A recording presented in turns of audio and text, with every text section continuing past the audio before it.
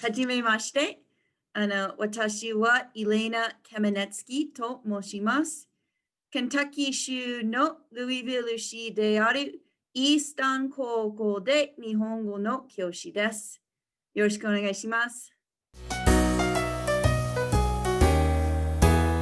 Well, the truth is, I was always a nerd and I always kind of assumed I was going to be a teacher. And for most of my life, I thought I was going to be an English teacher because I absolutely loved reading and writing and language. And then my junior year of high school, my friend Megan and I made a mid-year switch in classes, and there weren't many classes with seats open in our schedule in our high school. And one of the options that we had was Japanese. So we decided to take Japanese, kind of on a mutual dare. And I realized that I actually really, really loved it. And the experience of learning Japanese, I guess, helped me realize that one of the things I loved about my English classes was not just English itself, but I was really, really nerding out about language, about like linguistic structure and semantics and word choice and all that stuff that gets really, really fascinating when you start studying a language that is not at all related to your native language. And I found the language and the culture of Japan just really, really, really interesting. And I was also really inspired by my high school Japanese teacher, Ms. Adrienne Shabani, who's still teaching high school at Pleasant Valley High School in Iowa. And I was like, yeah, I wanna do this. This is the type of teacher I wanna be. I think one thing she did that was enormously helpful for me was she was always, always, always modeling the language, which I try to do as much as possible in my classroom, like always, always, always be modeling what I want the kids to say and what I want the kids to be reading. I think that's very important with a non-alphabetic language. And she incorporated a lot of, like short videos, cultural stuff, and I found that very, very motivating. And my kids keep telling me, like, oh, that's our favorite thing when you show a video. And I know it's not just because, everyone loves a video, but because that they're really interested in, Japanese culture and daily life and like, what is it like to go to a Japanese high school? What is it like to live in a Japanese home? Stuff like that. Well, the first time I was able to go to Japan was as a college student. I did a semester of study abroad at Nanzan University in Nagoya, and I was living with a host family off campus. And every single day I was at this bus stop. I had to catch the bus in the morning to go to the university. And there was this woman who had a house right behind the bus stop. And one day she came out and just started talking to me. She's like, hey, I see you out here every day. And she was just this adorable little grandma. Her name was Yoshiko. And she and I sort of became friends just because I was at the bus stop in front of her house every day. And we corresponded via email and via Christmas cards and letters for a long time. And then when I lived in Minnesota, actually, I was right out of college. I did a year teaching through AmeriCorps in Minneapolis. And she contacted me via email. She's like, hey, my English education class is going on a field trip to Wisconsin. Can you meet us there? And I was like, really? You're going to, okay. So she was in this sort of like adult English conversation class. And they went on a field trip to Kohler, Wisconsin to visit the Kohler factory, Kohler toilets. And I went with them on the toilet factory tour. And it was one of the coolest things I'd ever done. Like, whoever thought that the toilet factory could be the most amazing, like interesting place in the world. And we also, we visited a dairy farm. And at the dairy farm, I sort of ended up acting as like an ad hoc translator.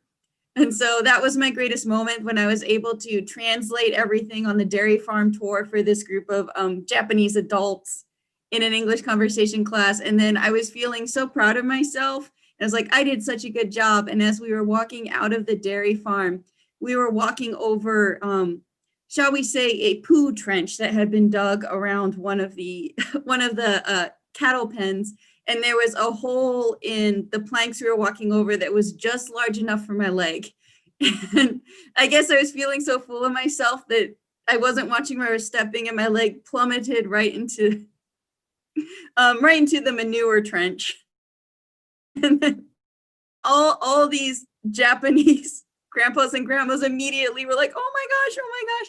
And they were like pulling me out, and they were like suggesting everything to like get, the material out of my clothes and everything. I was like, I just have a million Japanese grandparents taking care of me right now. How cool is that? I didn't even feel that bad about the horrible, embarrassing thing that had just happened.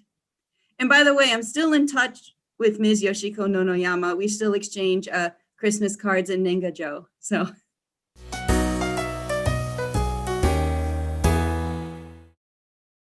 I think something that's a struggle for me, and I know is the same for my students, is just retention.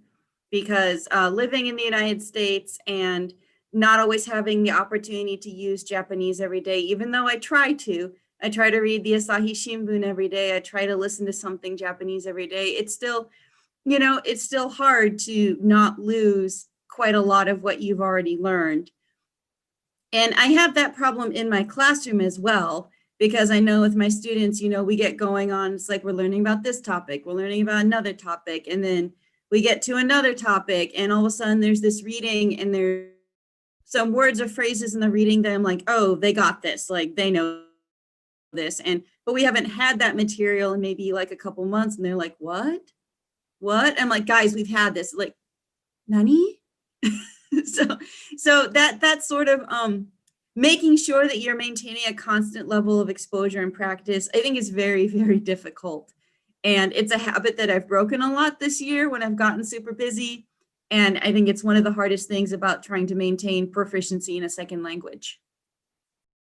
For me, something that I try to do to limit the difficulty level is, I guess, the size of the material. So something like a tweet or those advertising flyers about whatever events, special at the ramen shop, even museum things, a Tokyo subway map, a ticket to an event, something that's really small. So even though there's a lot of stuff on there that, novices won't be able to read or understand, they can pick up at least some kanji they know. They're like, oh, I know the kanji for time.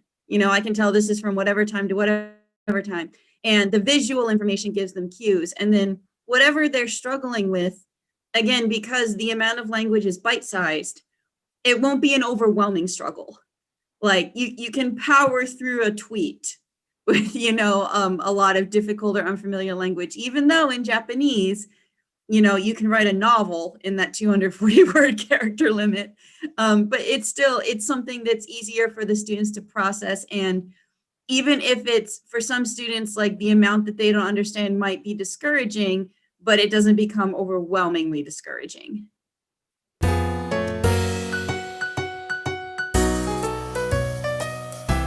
The message I would give you is kind of related to what I said earlier. Like, your proficiency level really depends on your exposure to the language.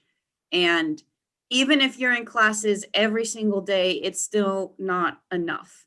You really, really need to put in the effort to expose yourself to the language. And even if that's doing something fun, like if it's watching anime without subtitles, go for it. If it's listening to Japanese music and also looking up the lyrics so you can follow the lyrics as you listen, go for it.